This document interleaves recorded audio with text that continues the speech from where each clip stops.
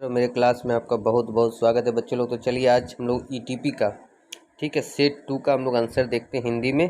तो सबसे पहले क्या लिखता है कि नियोजन क्या है। ठीक है, नियोजन क्या है और आगे देखने की प्रक्रिया किस प्रकार है। तो जैसा कि हम लोग जानते हैं नियोजन क्या है, भविष्य में जो भी होता है उसको देखने की प्रक्रिया है, इसीलिए इसको क्या बोला जाता है, नियोजन आगे देखने की क्या है, प्रक्रिया है। दूसरा क्या हम लोग का लिखता है, कौन सा संप्रेषण सीधा न होकर टेढ़ी मेढ़ी दिशा में चलता है। तो औपचारिक संचार जो है सीधा न होकर टेढ़ी मेढ़ी दिशा में चलते हैं, इनफॉर्मल कम्युनिकेशन। ठीक है।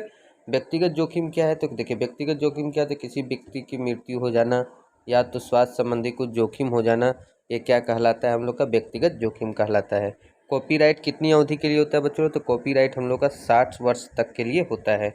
स्थानीय बाजार क्या है, तो स्थानीय बाजार क्या है बच्चों लोग कि जब कोई वस्तु का क्रय विक्रय का जो स्थान होता है एक सीमित स्थान तक होता है तो उसको क्या बोला जाता है, स्थानीय बाजार।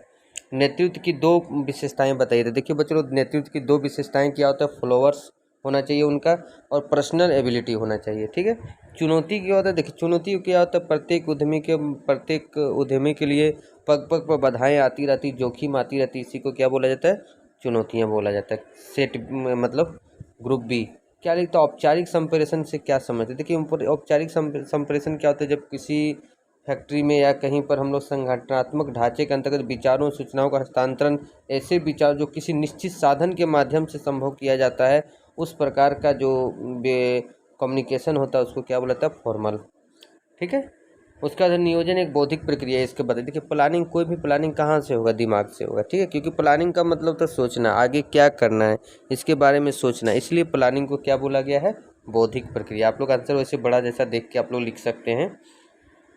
विपणन के महत्व, देखिए विपणन बहुत बड़ा चीज़ है, क्योंकि जब हम लोग कोई सामान बनाते हैं, कुछ भी करते हैं, तो जब तक हम लोग उसका मार्केटिंग नहीं करेंगे, लोगों को बताएंगे नहीं, तो कस्टमर को कैसे पता चलेगा कि हम लोग का क्या सब कौन वस्तु किस प्रकार का है, किस उद्देश्य से बनाया जा रहा है।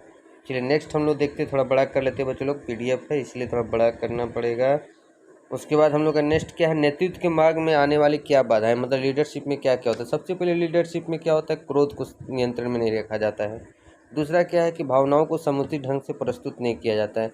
नेताओं अपने फॉलोअर्स अलग रहने के कारण उनकी प्रतिक्रिया मतलब उनका जो है उनका जानकारी नहीं हो पाता है। नेताओं के द्वारा अन्य लोगों से मधुर संबंध स्थापित नहीं कर पाता है। नेताओं में पद के अनुसार योग्यता नहीं मिलने के कारण हीन भावना भी होता है।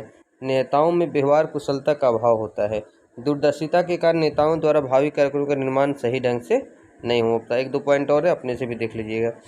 उद्यमी को आर्थिक और औद्योगिक विकास का कर्णधार क्यों बोला गया। देखिए किसी भी देश के आर्थिक और औद्योगिक उद्यमी की महत्वपूर्ण भूमिका होती है, क्योंकि कोई भी विकासशील देश में साधन प्रचुर होते हैं, लेकिन जो उद्यमी क्या करता है, उस साधन जो प्रचुर मात्रा में मौजूद है उसको सही ढंग से उपयोग करके, ठीक है, सही ढंग से उपयोग करके लोगों के लिए समुचित वस्तुओं का निर्माण करना, उपभोग करने योग्य बनाता है। इसलिए बोला जाता है कि देश की आर्थिक विकास में उद्यमी की भूमिका बहुत है।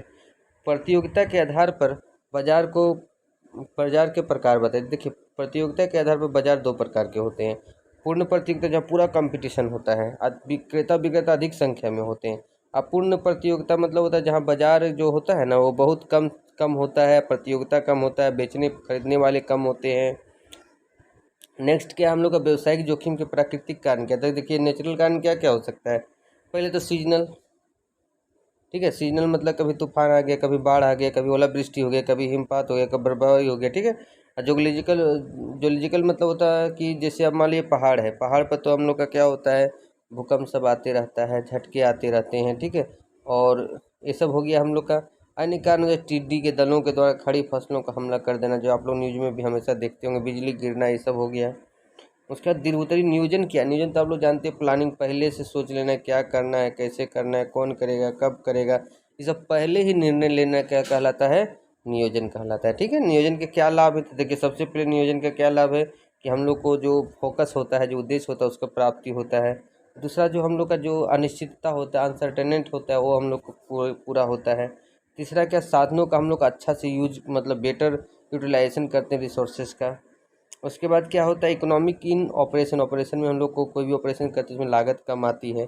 समन्वय में हम लोग को सहायक होता है, नियंत्रण में सुविधाजनक होता है, और नवनिर्माण को भी प्रोत्साहित करता है। एक आदर्श नेता, बहुत इंपॉर्टेंट क्वेश्चन है, एक आदर्श नेता के गुण बताइए। देखिए, एक आदर्श नेता को सबसे पहले मोटिवेट करने का एबिलिटी होना चाहिए, कम्युनिकेट करने का एबिलिटी होना चाहिए, क्विक डिसीजन लेने का एबिलिटी होना चाहिए, ईमानदारी होना चाहिए, फुल कॉरेज संपन्न उत्साह से संपन्न होना चाहिए, सेल्फ कॉन्फिडेंस होना चाहिए, टॉलरेंस ने सहनशीलता होना चाहिए, अल्टरनेटिव में जागरूक होना चाहिए, और साइकोलॉजिकल एक्सपर्ट भी होना चाहिए मनोवैज्ञानिक रूप से।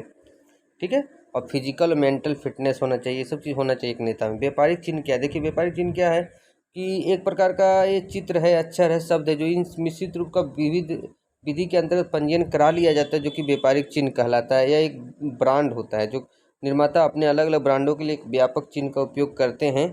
इसमें 1958 के अंतर्गत किया गया था। पंजीकृत होने के कारण इस कानूनी मान्यता इसको प्राप्त है। ठीक है, अपने भी आप लोग आंसर देख लीजिएगा थोड़ा। देखिए, व्यापारिक चिन्ह और ट्रेडमार्क में क्या अंतर है, देखिए बहुत अच्छा से अपने भाषा में लिखा गया है, ताकि आप लोग इसको देखिएगा। ठीक है, देख लीजिए, बहुत अच्छा से लिखा हुआ है, आप लोग भी समझ सकते हैं इसको। उसके बाद क्या, संप्रेषण, कम्युनिकेशन क्या होता है? तो कम्युनिकेशन आप लोग भी जानते हैं कि दो या दो से अधिक व्यक्ति के बीच जो विचार और आदान प्रदान होता है, उसको क्या बोला जाता है? कम्युनिकेशन बोला जाता है। ठीक है,